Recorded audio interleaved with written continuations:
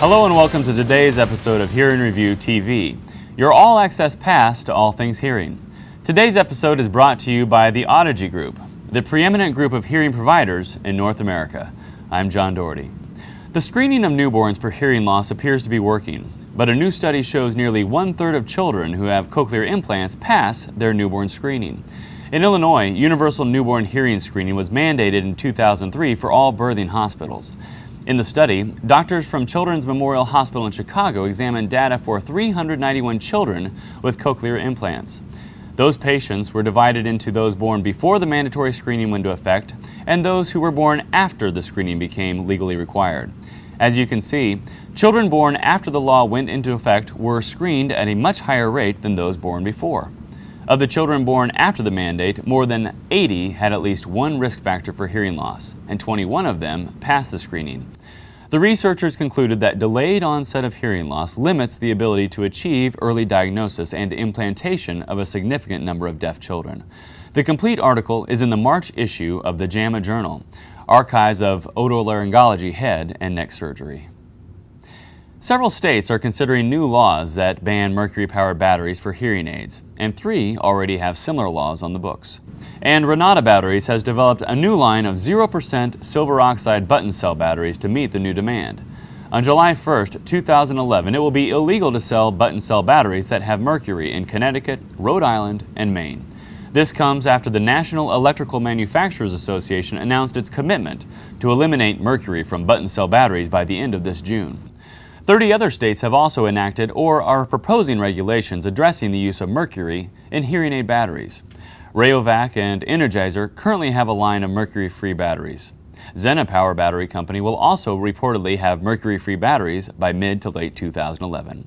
And Varta Batteries, Power One, has mercury-free rechargeable hearing aid batteries. The X Factor. It's that something extra you get when working for an Audigy certified practice.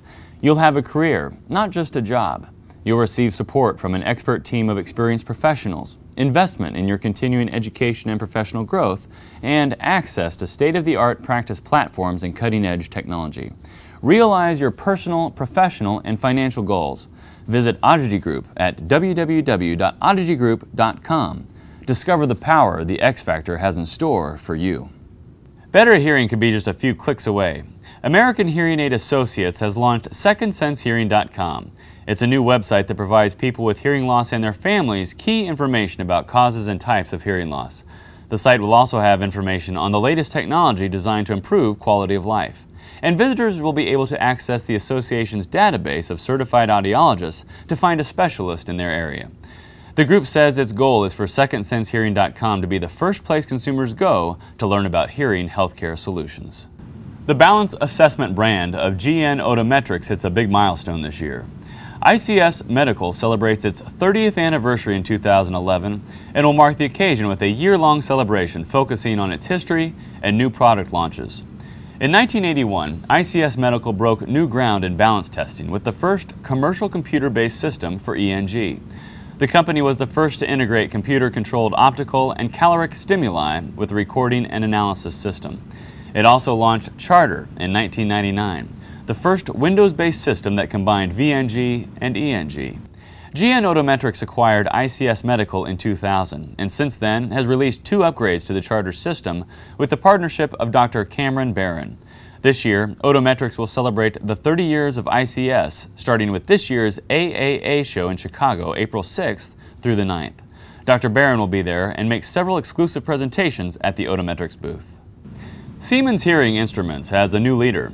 The New Jersey company announced that Scott Davis has assumed the role of acting CEO of Siemens Hearing Instruments in the United States. For the last year, Davis has worked with the Siemens Audiology Group on several strategic initiatives to enhance customer service and improve operational performance. Davis replaces Brian Kinnerk, who was appointed CEO in January 2010. ReSound has solid news to report on its nanotech protective coating. It found the Isolate coating significantly reduces moisture-related hearing aid repairs. ReSound says in a review of 50,000 hearing aids sold, the Isolate coating was shown to decrease moisture and debris-related repairs by 50% in the first 6 months. Jennifer Groth is with the Global Audiology Department of ReSound. She says the benefits of Isolate should become more evident with time, and that they expect even better results at the 9 to 12 month mark. Isolate works by coating all elements of the hearing aid with a thin protective layer that bonds at a molecular level with all the components. If any liquids come into contact with the hearing aid, they just roll off without being absorbed. 15-year-old recommendations will remain in place for a while longer. The U.S. Preventative Services Task Force recently reviewed evidence on screening in primary care settings in adults age 50 and over for hearing loss. The group wanted to know if screening improves results for these patients. Researchers looked at randomized trials, controlled observational studies, studies on diagnostic accuracy, and the evidence on benefits and harms of screening for hearing loss. They found no evidence that screening for hearing loss had any negative health effects. They also found that hearing aid use does not lead to further hearing loss due to increased amplification.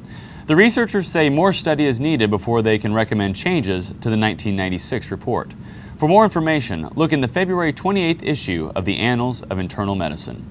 Well, that's all we have for today's episode of Hearing Review TV, brought to you by the Audigy Group. We'll see you next time.